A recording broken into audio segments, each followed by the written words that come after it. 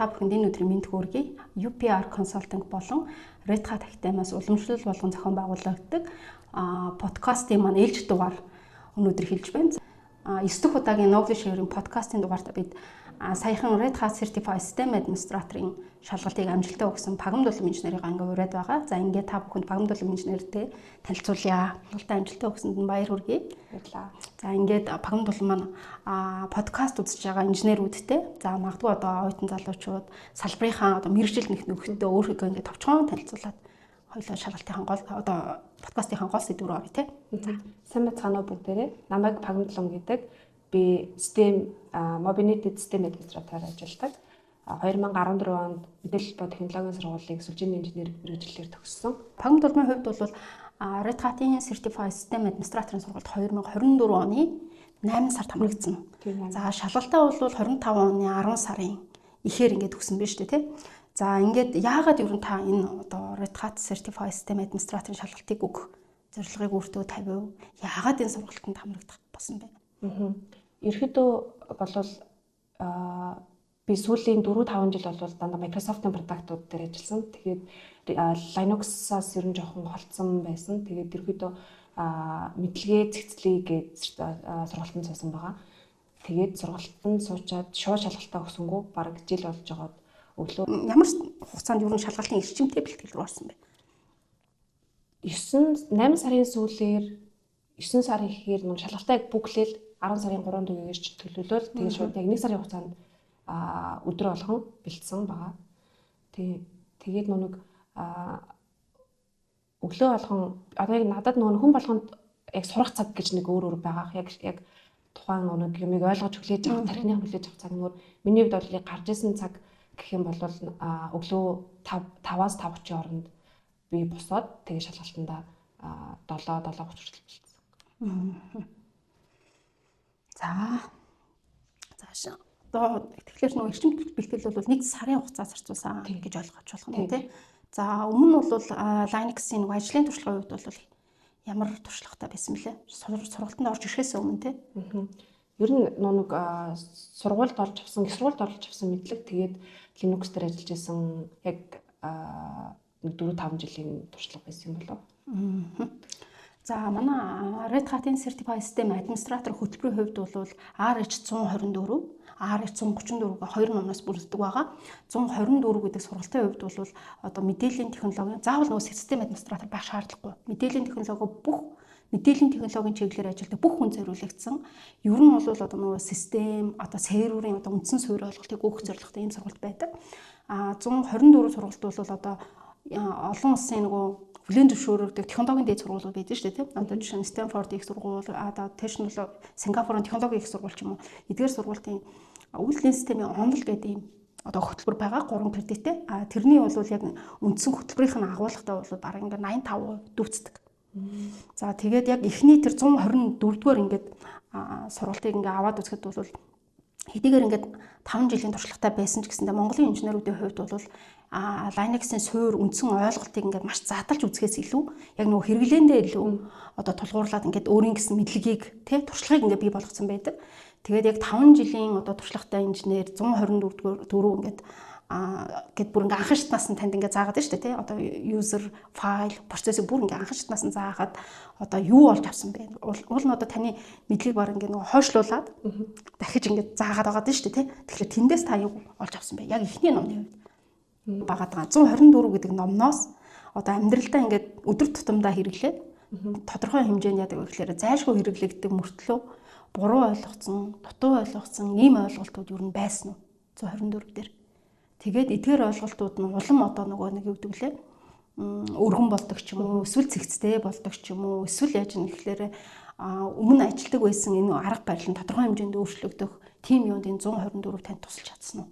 Ерөөдөө нэг яг хэлсэнчлэн нэг яг өнгийн Linux админуудын өдөр тутмын яг хийгдэх ёстой мэдэх ёстой таскуудыг багтаасан тийм core хийсэн ном байгаа. Тэгэнгүүт тэндээс нэг ийм юу гэдэг булчингийнхаа санахад muscle memory доо одоо бүх төр командуудыг чийжлээд санаад ингээд илүү хурдан одоо хийх боломжтой. Одоо ямар нэгэн мөн билүү биш илүү гэж бодохгүйгээр шууд одоо ингээд практик дээр хийх боломжтой. За тэр зэгцтэй ойлголттой болсон гэх юм уу? За энийг би юутай зөрүүлж үзвэл болох уу? Одоо ингээд бид нар өрхийн эмч дээр яваад очдог. Гэтэл бид нарыг заавал нөгөө нарийн шинжилгээнд явуулахгүйгээр өдөр тутамд одоо түгээмэл гардаг одоо нөгөө нэг зовирууд ч юм уу те одоо нөгөө улирлын шинжтэй юунууд дээр бол эмч тодорхой хэмжээний цөөн асуултаар шууд ингээд нөгөө нэг онцлоод одоо тохирсон эмчилгээг энэ өгөөд ингээд гаргадаг. Тэгэхээр нөгөө инженер болгон шууд ингээд өдөр тутамдаа зайлшгүй эзэмссэн байх хэвээр ийм мэдлэг гэж ойлгож болох уу? Яг л энэ мэдлэг байна те. За ойлголоо. За RHS сургалтыг ингээд бэлтгэхэд яг цаг хугацаа зарцуулсан байна. Номоо ингээд хийсэн байна. Түүнээс гадна өөр ямар одоо хүндрэл бэрхшээлтэй асуудал танд гарсан бэ? Хүндрэл бэрхшээл ер нь бол гайгүй. Тэгээд яг нэг би бол яг лабораторийнхоо таскуудыг ингээд ер нь бол эхнээс нь номоо уншаад тэгэн гутаа ингээд лабораторийнхоо хийхстэй лабуудаа гайдед лабораториудаа хийгээд араас нь ревью лабораториудаа 5-6 удаа хийсэн. Тэгээд жоохон нэг цагийн хувь тайм менежмент л ер нь их чухал юм байна гэж бацаг ажлын хажуугаар тэгээ ингээд бэлтгэнгэн гут ингээд яг хүн өөртөө яг ингээд юм юу суулгаад шалгалтандаа бэлтгэх ёстой шүү гэд энэ одоо дисциплинтай болоод өдөр болгон хийх ёстой болж байгаа шүү дээ. Тэгмээд яг өдөр болгон тодорхой нэг цагийг зарцуулаад шалгалтандаа бэлтгэдэг тайм менежмент л яг чухал юм байна да. Сахилгаттай байх, цагаа зөв төлөвлөх. За дахиад яж магадгүй ингээд шалгалт 1 сар үргэлжилж магадгүй, шалгалтын бэлтгэл 1 сар үргэлжилж магадгүй, 2 сар үргэлжилж магадгүй, 3 сар үргэлжилж магадгүй. Энэ хугацаанд бол нөгөө мотивац алдахгүй байх, тий. Тэгээд одоо нөгөө хитрхи их өндөр ачаалал аваад одоо burn out болохгүй байх. Ийм асуудлууд бас гарах юм биш үү. За RHS-ийн сургалтын хувьд бол хамгийн анхны суурин сургалт маань болохоор 2000 оны ихэр гарсан. Тэр нь болохоор Red Hat-ийн Certified Technical буюу entry түвшний сургалт байсан. Бүү ингээ entry одоо яг л 124-өөр сертификат олгодог. За энэ сургалт маань бол 2009 онд шинжлэгдээд тэгээ Red Hat-ийн Certified System Administrator болоод тэгээ нөө technical Red Hat-ийн Certified Technical болохоор байхгүй болсон гэсэн үг.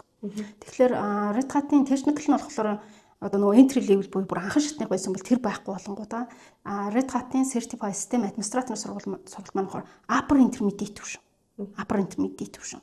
За Upper Intermediate төвшний одоо professional төвшний сургалт бол одоо яа гэм бэ гэхээр ер нь бол хүн өөрөө ингээд хуваараа сурах юм бол хамгийн бага 2 жилийг зарцуулна. Энэ одоо мэдлэгийг өөрөө битаага сурвал. Харин яг энэ одоо нөгөө нэг багшийн одоо тусламжтай магадгүй одоо нөгөө олон улсын стандарт хөтөлбөрүүдийн тийм системтэй хөтөлбөрүүдээр бол яг энэ 2 жилд сурах ёстой ойлголтыг 40 цагт багтааж олгодог. Буцаага хэдий 40 цагийн хугацаанд ингээд лабораторио хийгээл лекцэнд хамрагдсан ч гэсэндээ тэр мэдлэг тухайн хүнийх болохгүй. Заавал одоо тэр мэдлэгийг бол яаж нэгс хамгийн багада 3 удаа авчих ш тэ тэгжээж нөгөө тодорхой хэмжээний 2-3 сарын хугацаа зарцуулж ээж яг нөгөө өөрийн ур чадвар болж үздэг. Энэ болохоор нөгөө мэрэгжлийн одоо нөгөө нэг зэрэг ингээд тодорхойлдог учраас тухайн талаар одоо тухайн чиглэлийн талаар ойлголттой байхыг баталдаггүй хийж чадна гэсэн нөгөө скил баталдаг. Одоо нөгөө сертификат авахгүй. Тэгэхээр ер нь бол яг ингээд сургалтанд хамрагдсаны дараа 2-3 сарын өдөр болгон одоо нэг 4 цаг тэгээд одоо 2-3 сарын хугацаа зарцуулж ээж яг ур чадвар болдог энэ төвшний. Яг энэ хугацааг үнэхээр ингээд зарцуулж чадсан инженерийн хувьд бол олон улсын шалгалт өгөх бүр ингээд маш амархан. Тэр бол одоо нөгөө нэг тийм амар хүнд асуудал октоос биш тий тухайн хүний мэддэг чаддаг ойлгосон зүйлийг яаж гэсэн чинь тодорхой хэмжээний одоо мэдлгүүдийг л чухал мэдлгүүдийг л төвөрлөд авсан юм шалгалт байгаа байхгүй юу. Яг ийм байж чадсан. Тий харин тий. Яг гэхдээ яг нэг цагтаа уралдаж байгаа болохоор бас нэг жоох ингээд цагтаа уралдаж байгаа дээрээс нь шалгалт өгж байгаа шүү гэсэн сэтгэл зүйн хоёр ороод ирэнгуут нэг жоохон юу лээ гэж бодохоор юм бэлээ. Гэхдээ яг л ингээд сэдвийнхаа хүрээнд одоо нэг онлоо мэдж байгаа дээрээс нь практик дээр ажиллаа үзсэн учраас яг тэрнийхээ хүрээнд шалгалт өгж байгаа учраас гайгүй. Тэгээд жоохон нэг тухайн үед мартаж санах юмнууд бас хүнд гарна шалгалтын үеийн сэтгэл зүй гэж нэг юм байна. Тэн дээрээ ингээд яг одоо юу гэдэг өөрийгөө ингээд амар сайн төвлөрөөд өөрийн бодохгүй ингээд төвлөрөөд юугаа инстракшнаа сайн уншаад тэгээ юм бол асуудал гайгүй. Ер нь шалгалт ингээд төсөөснөөс хүнд байсан уу хөнгөн байсан? Уу яг л лабораторийн хүрээндээс нэг тийм хөнгөн бол байгаагүй, хүнд ч гэсэн бас байгаагүй. Тэгэхээр яг лабораториудын хүрээнд л яг номныхоо хүрээнд л байсан. Хогимд болон одоо энэ хоёр номны хүрээнд 80 лаборатори хийсэн тий.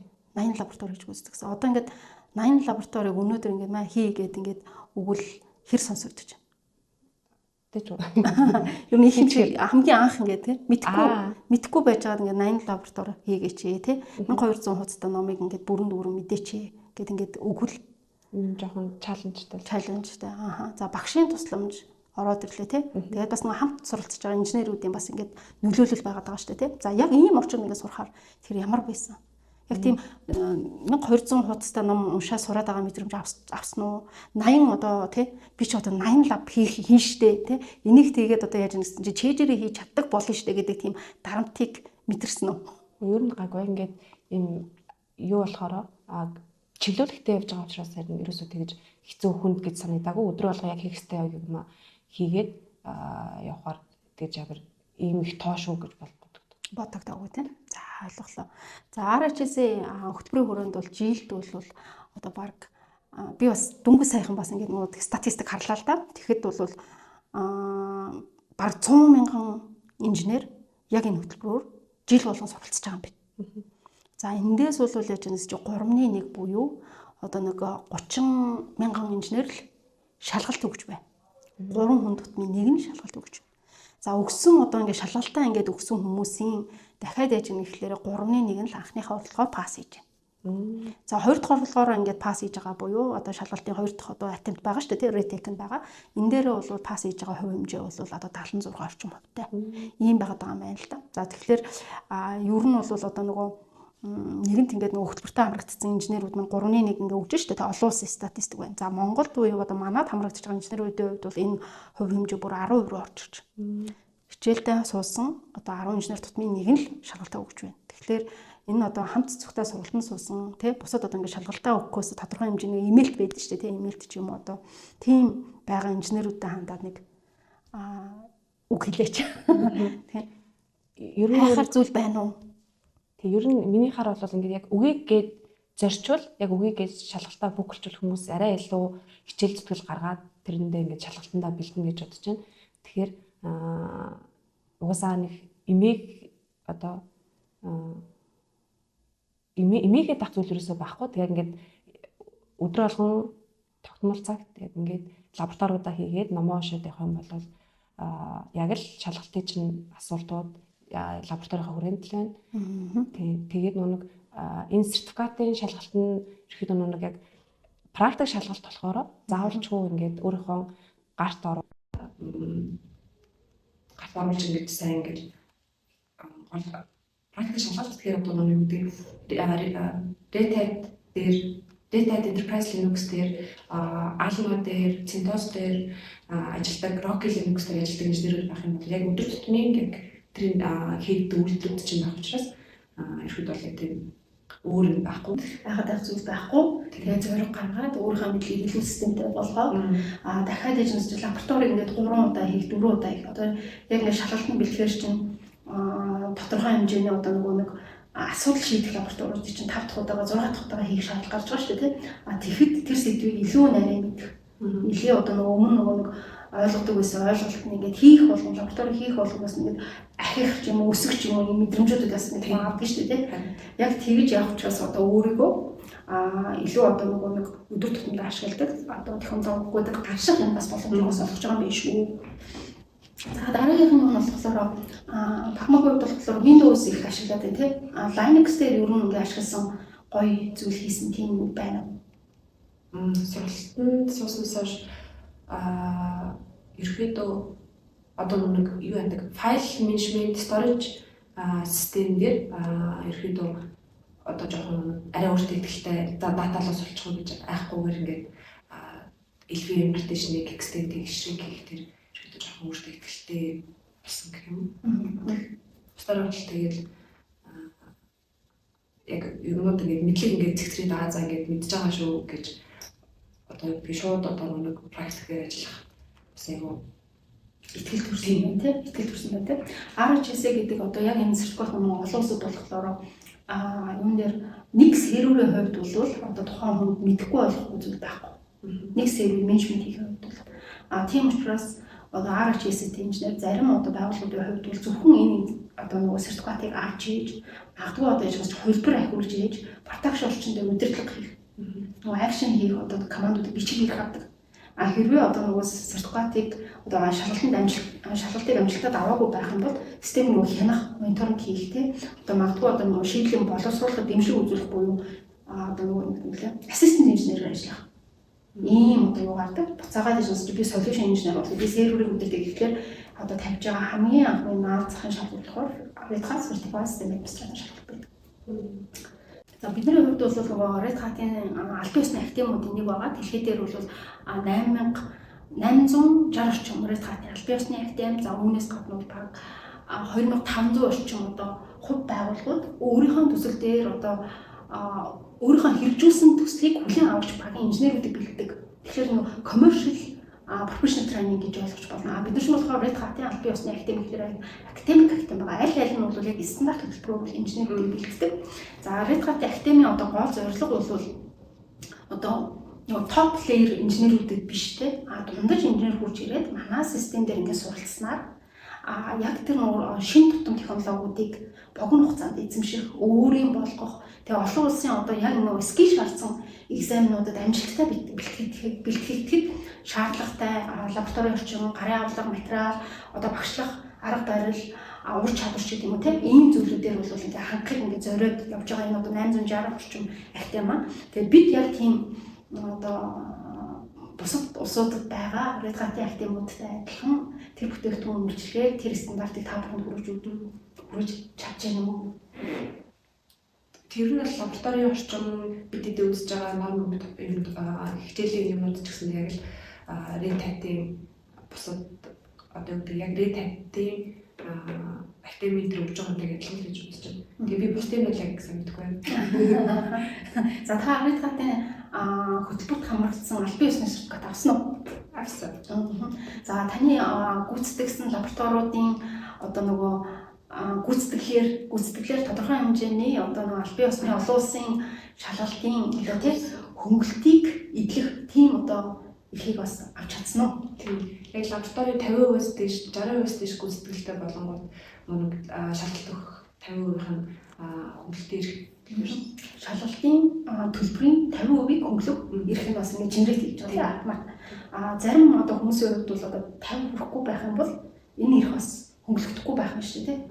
За тэгэхээр бол хөнгөлтийнхаа эрхийг бол өөрөө лаборатори гүйцэтгэж аваад авсан байна. За буцаагаад бидний заасан одоо энэ хөтөлбөр байгаа шүү дээ тийм. Хөтөлбөр энэ маань болохоор тэр олон улсын шалгалтаас зөрсөн асуудал байсан уу? Тийм байна.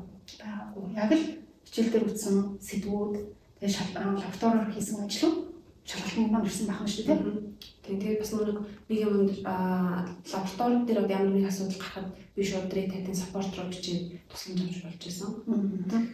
За тэгэхээр бол энд бол олон улсын стандарт академийн систем хэдийгээр энд 1 хүн, 2 хүн, 4 хүн байгаад байгаа юм шиг боловч яг бид бол нөгөө олон улсын эзэн одоо академийн одоо экосистемийн тийм нэг хэсэг болоо ингээд ажиллаад байгаа юм биш үү.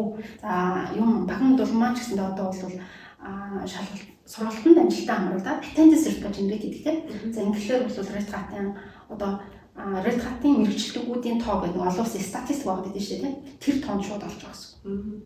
Шалгалтаа өгөөд ингээд амжилттай болоод одоо тэнгууд Red Hat-ийн certified инженерүүдийн тоо бас дахиад нэгээр нэмэгдээд олон улсын одоо статистикт ингээд албан ёсоор ороод ингээд явж байгаа юм биш үү. За RHS одоо шалгалт өгөх гээд явж байгаа залуучуудын хувьд бол ингээд дунджаар нэг 6-аас 1 жилийн хугацаанд өгч байгаа. За тэгээ шалгалтанд бэлдээд зориг гаргаад яг ингээд яах хугацаа болохоор 3 сар хугацаа байна. За тэгэхээр яг ийм энд бол би нэг юу мэдрээд байдаг вэ гэхээр одоо залуучуудаас нэг тодорхой хэмжээний нэг ийм жоохон зориг ч юм уу те шийдвэр гаргах ч юм уу те тэгээд одоо нэг дээр багт бол бас хэлээдсэн чинь тайм менежмент жилийн айл үйлрэлдэхгүй айл үйдэхгүй тий хувь хүнийхээ хувьд би энэ жилийн айл үйдэд юунд илүү цаг хугацаа зарцуулах юунд хүчин чармал зарцуулах гэдэг энэ одоо төлөвлөгөөтэй баш нарийн үлдчихээж зөв одоо төлөвлөж ийж бас ингэж амжилттай өгөх гээд биш үү тийм. Тэгэхээр эдгээр одоо мэрэгчлэнгүүдтэй хандаа юу гэж зөвлөмөр байна. Богино хугацаанд бэлдсэн зөв юм уу? Эсвэл урт хугацаанд ингээд баг бэлдсэн зөв юм уу? Хүүхний өөрийнх нь юм хүлээж авах чадраас шалтгаалж байгаа хэл та. Тэгээд ерөөдөө гэтээ ялцчгүй юм практик шалгалт учраас биднэрт ингээд юу хэрэгтэй? Туршлага бол хэрэгтэй. Шууд онлайн одоо ямар ч асуулт байхгүй. Тэгэхээр одоо манай мэргэжлийн бас нэг гоё зүйл өдөр болгон ингээд байнга суралцж идэг, шинэ зүйлс хэлцэж хөндөж идэг туршдаг. Тэгээд инженерүүдтэй хандаж хэлэхэд ер нь зүгээр ингээд зэрэг гаргаад ингээд шалгах бүглээрээ тэгээд тэрэндээ хүрэхээр өөрийнхөө одоо цаг зав тааруулаад өдөр болгон тасралтгүй хичээлээ шалгалтандаа бэлтгэхэд болов тэгээд окей шүү.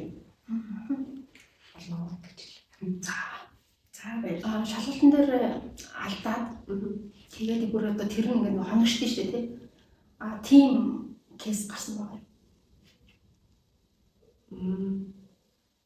Тэр нэг яг би ингээд 3 цагийн шалгалт шүү дээ. Тэгээд тэн дээрээс ингээд би нийтдээ нэг 22 орчим асуултуудтай гэдэг над дээр 20 орчим асуулт орж ирсэн байхгүй. Эхний 2 сервертэй ирэхэд бол таскуудаа хийн. Эхний сервер дээр нэг 10 орчим, 12 орчим, дараагийнх дээр 8 орчим таск байсан. Тэгээд 2 цаг 10 минутанд би ингээд контейнерс бусдын нэр нь бүгдийг дуусгасан байсан.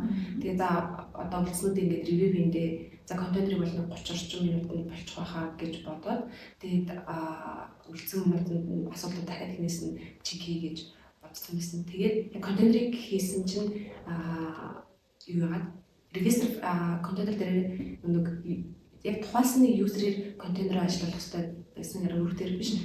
Тэгээд тэн дээр нэг регистрийн файл registry conf дээр одоо нэг регистрийг бичээд тэгээд ингээд контейнер имиж файлаа татах хэрэгтэй байсан л да. Тэгээд тэгсэн чинь би контейнер имижээ татаж чадахгүй. Тэгээд контейнер имижээ татаж чадахгүй болчингууд нөгөө нэг угаасаа дараагийн контейнер үсгэж чадахгүй, контейнер нь үсгүй. Тэгээд би одоо локал серверисийн контейнер л байгаа volume аж үсгэж чадахгүй. Ямар ч дараагийн таскууд нь бүгд байхгүй хийж чадах болж байгаа байхгүй.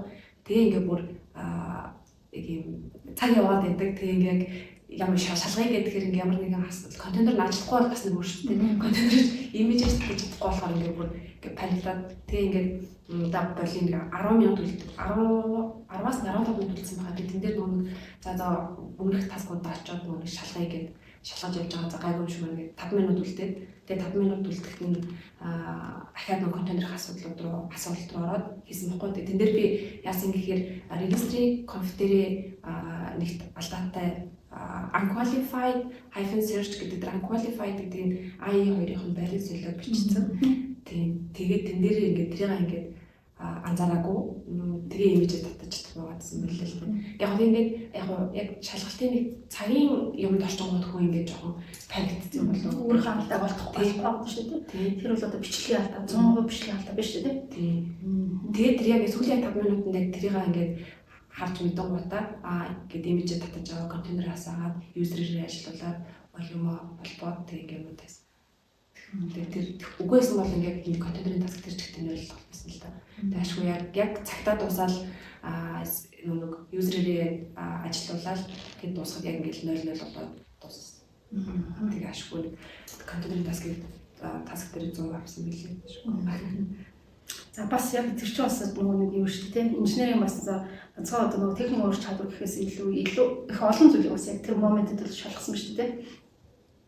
За юуны хувьд Red Hat Certified System Administrator гэдэг нөгөө нэг ганцхан одоо систем администратор бэлтгүүдийг бүтцээр ажиллаж байгаа хөгжлийн сан мэдээллийн аюулгүй байдал, site resilience engineer, DevOps engineer, system admin, за аюулгүй байдлын мэргэжилтэн ч гэдэг юм те. Ер нь бол сервер дээр тодорхой хэмжээний удирдлага хийх, хяналт хийх шаардлагатай инженерүүдийг бүгдийн сураарай. Бүгд нь одоо сурах хэрэгтэй гэдэг нь зайлшгүй баг сурах хэрэгтэй гэдэг нь хөтөлбөр болж орж ирдэг л те.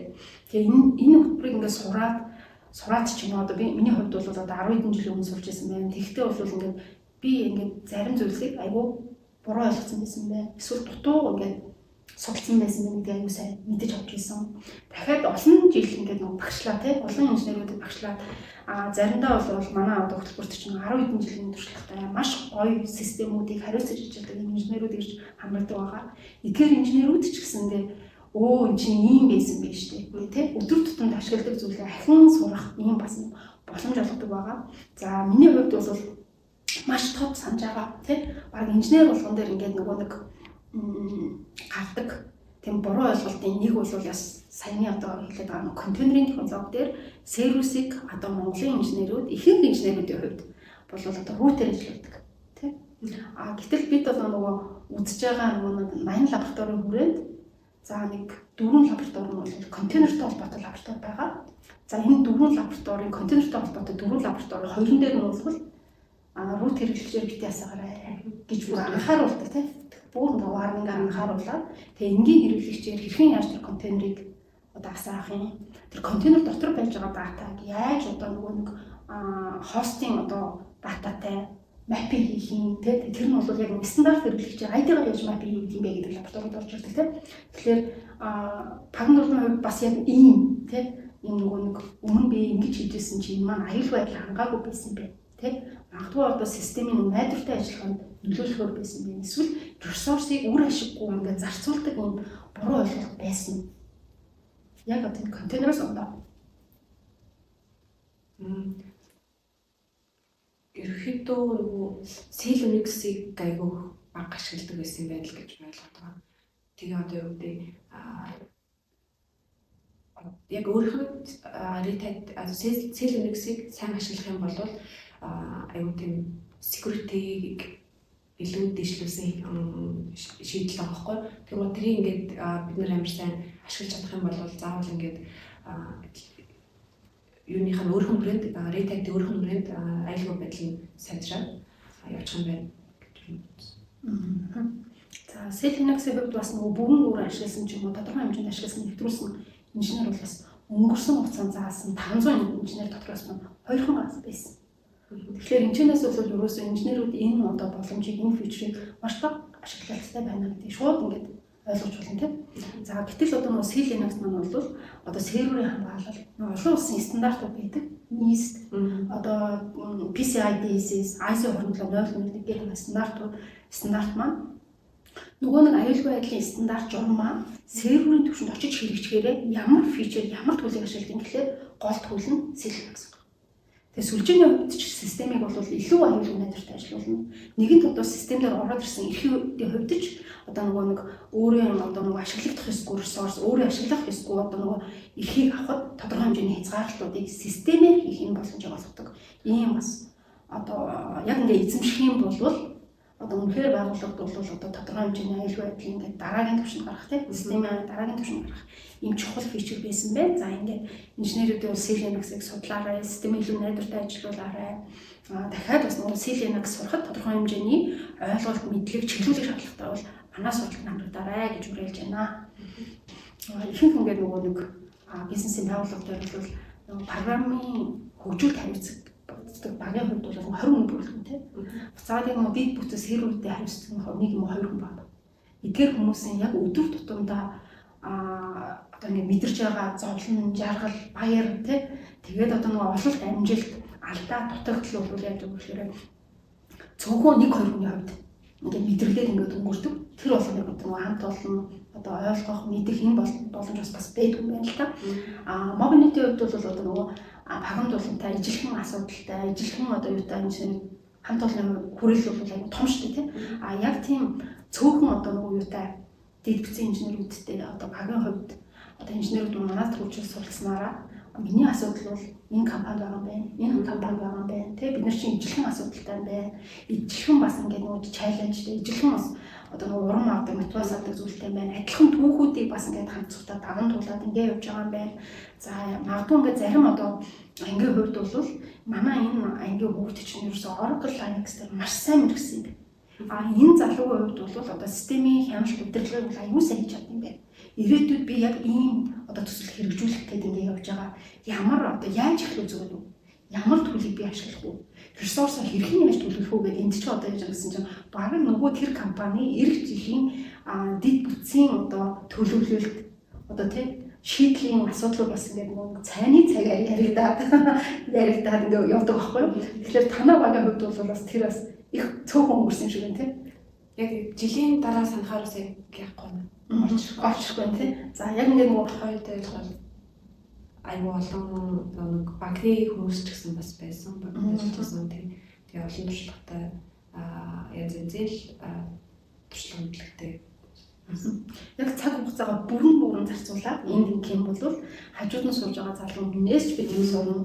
Туршлагатай хүмүүсийн алдааг давтахгүй байх сургамжийг олж авна. Энэ болохоор нөгөө ганцхан багшаас сурдаг орчин биш тийм. Тэр хамт олон бүгднээс нь суралцдаг бас тийм орчин байгаа шүү.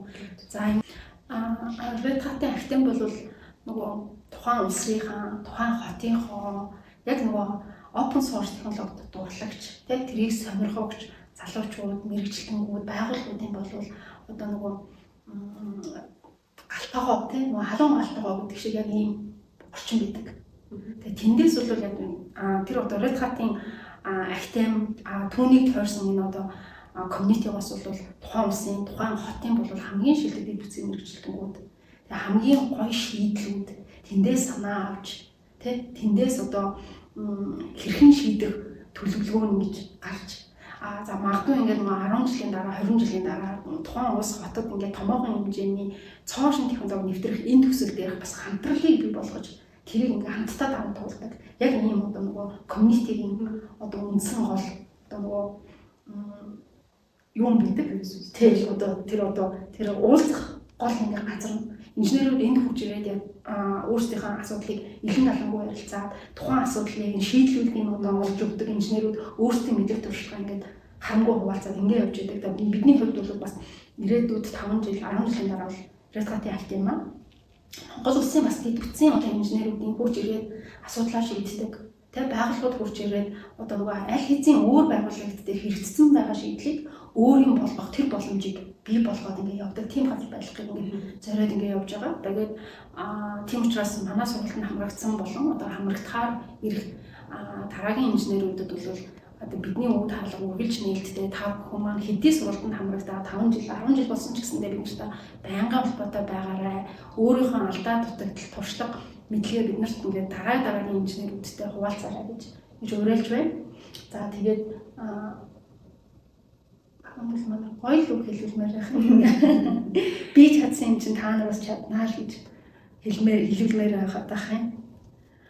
Инженерүүд ч бас аюул өнөд ингээд яг юм тийм жоохон нэг юм аль болох юм гэдэг дараах нэг юм ярьдаггүй. Тэгээ гэхдээ яг нэг юм гоё шийдэл байх юм бол ингээд тэрийг бас бусдаа хуваалцмаар байна тийм хуваалцмаар тийм хэрэгцээ байгаа тийм гоё шийдэл нэвтрүүлсэн байх юм бол тэр одоо шийдлээ бусдаа хуваалцах магадгүй ижил төстэй бусад байгууллагууд тэр шийдлийг нэвтрүүлэхэд арай богино хугацаа зарцуулах тийм дараагийн инженер яддаг вэ гэдгээр нөгөө бид нар шиг бас зарим шийдэл дээр нөгөө гарц орж чадахгүй 1 сар 2 сарын хугацаанд одоо зарцуулаад тэрэндээ бүр нөгөө стресстэй нервтэй бүр шатан тийм шатлалт ингээ бий болдог. Тэгвэл яг тэр одоо асуудал нэг инженер гаргасан тэр асуудлыг дараагийн инженер гаргахгүй байх тийм. Тийм учраас бид мэдлэгээ бол бирэндээ зайлшгүй ингээ хуваалцж байх хэрэгтэй. За юуны багт олны хувьд бол одоо юу байна?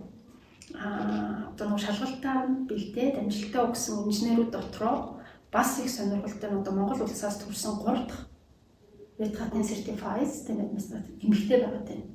Тэгэхээр дэд бүтцийн технологи дээр ер нь эмэгтэйчүүд ажиллах нь дутагдaltaй тал байна уу? Даваа тал байна уу? Тийм.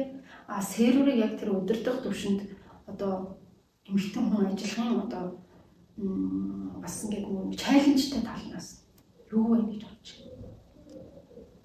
байна. Яг нэг юм биеийн хүчний ажил биш болохоор ихэд бол нэг тийм яг л эрэгтэй хүнээс ялгарх юм гайгүй байх гэж бодож байна. Тэгээд яг нь чаленжтай зүйл юм гэх юм бол хэлж болох юм. Тоног нэг эмэгтэй хүн болохоор нэг карьерийн үед ингээд юу аваад гэп тасалдал аваад ингээд орж ирдэг. Тэгээд нөгөө ялцчгүй ялцчгүй л ингээд байгалийн жамаараа хүний жамаар ингээд эмэгтэй хүн чинь төрнө. Тэгээ ингээд нэгээс за хурдандаа 1 жил 2 жилийн хугацаанд ялцчгүй ингээд гэртээ хүүхдээ хараад байж байгаа тэр гэж болж ирдэг. Тэр нь жоохон хаануудыг гүйцэтгэгээд ингээд явна тийм тэр нь жоохон чаленжтай. Бусдаар бол ингээд юм өргөд яг ингээд сэр өргөлдөө гэхдээ тэр ингээд бие хүчний ажил хийх нь баг болохоор тийм үсэн дээр л гаг. Юунд жил явах тусмаа илүү ингээд давуу талтай амар байгаа юм шиг тийм мэдрэмж авч байна. Ажиллаа хийх нь тийм ер нь ингээд тулан туршлагаал тэгээ ингээд өмнөх алдаанаасаа ч гэсэн суралцаад явахаар энэ ажиллаа илүү ингээд гарт орсон. Тэгээд хийхэд болсон. Арай гайгүй юм. Гэтэл ялцчгүй ингээд байгаа ингээд шинэ технологи гарч ирж байгаа шинэ юм сурах хэрэгтэй болно. Тэнийг одоо бид нар энийг чадвар авчлаа, ур чадвартай болчлоо гэх тэр нь ингээд удаан хугацаанд ашиглах болохоор ингээд байгаа ингээд хөгжиж өөрийгөө ингээд хөгжүүлж байгаа хэрэгтэй. Тэр бас чаленж болох юм шүү дээ. Ер нь бол энэ манай салбарт ажиллаж байгаа хүмүүс бол чаленж байгаа тийм. Яг төрхийн хувьд тийм нөө залуу насн дээр 30 хүртэлх ялангуяа 35 хүртэлх насны эмэгтэйчүүд бас нэг одоо яг энэ карьерийнхаа хамгийн одоо чухал үед тийм ялангуяа нөгөө профессионал мэргэжилтэн болгох суралцах хэрэгцээ шаардлага байгаа. Тэгээд хажууд нь яаж юм гэхээр үр хөвгтөө бас төрүүлэх өсгөх энэ хэрэг бас одоо үүрэг байгаа шүү дээ тийм үүрэг байгаа. Энэ үн дээр бол 2-3 жилийн хугацаа аавна. Гэхдээ дэвтцэн инженеруудын хувьд бол 15 жил гэдэг нэг юм хугацаа байдаг.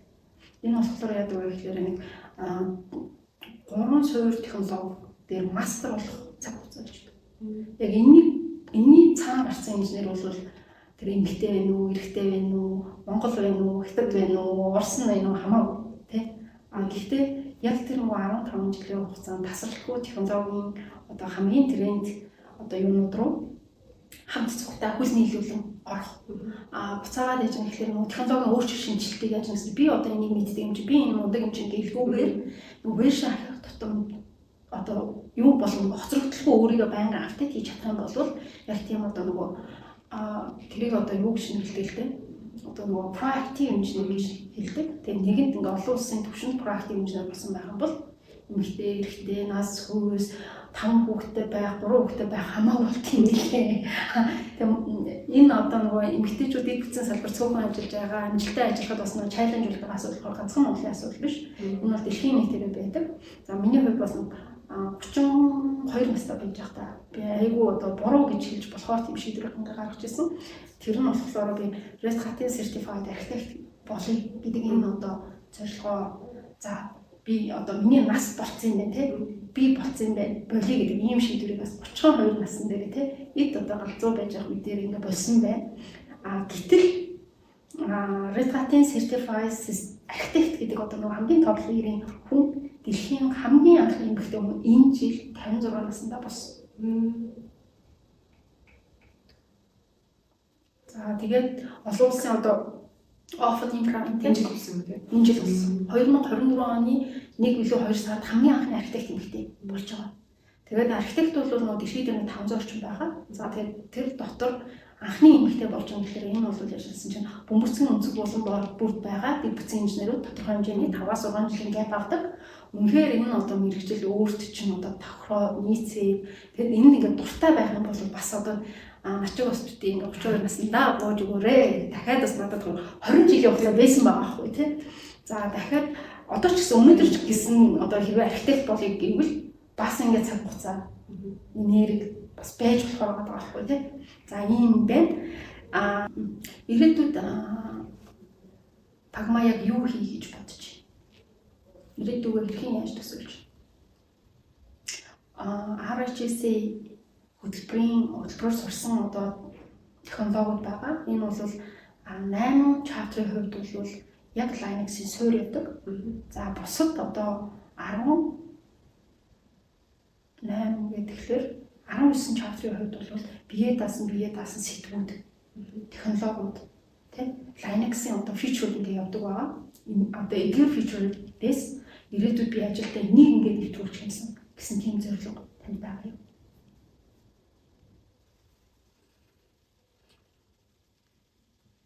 3 жилийн дараа 5 жилийн дараа шүү дээ.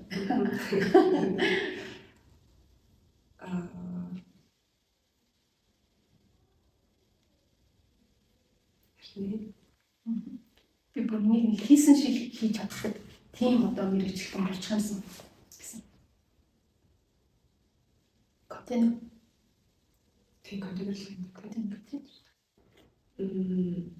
Ер нь бол цаашдаа DevOps-ийн инженер болъё гэж бодож байгаа. Тэгээд ерөөд одоо яг ингээд cloud технологи гэдэг айгу cloud бол одоо гэрчинтэй ингээд ороод ирсэн одоо ингээд байгууллага болгон өөрсдийн private cloud-д орж ийн, public cloud дээр сервистэй тавьж ийн. Тэгээд миний хувьд бол яг цаашдаа DevOps-оор ажиллавал их зүгээр юм байна гэж харж байгаа. Тэгээд маш их баярлалаа. Цаг заваа зарцуулаад, зориг гаргаад өнөөдрийн өнөөдрийн подкастт үрж ирж ярилцаад өөрийнхөө одоо асуудал үзэл бодлын талаар дэлгэрэнгүй мэдээлэл өгсөн багийн талаар маш их баярлалаа. Тэгээ ирээдүйн ажилд нь, амьдралд нь хамгийн сайн бүхнийг хүсэн өрөө. За ингээд баярлалаа. За баярлалаа. Подкастт орж оролцсон багштай маш их баярлалаа. Бүгдэнд нь амжилт хүсье. Тэгээд Монгол орноос ЭТ инженерүүд олон төр болтугай гэж хэлье. Баярлалаа. За баярлалаа.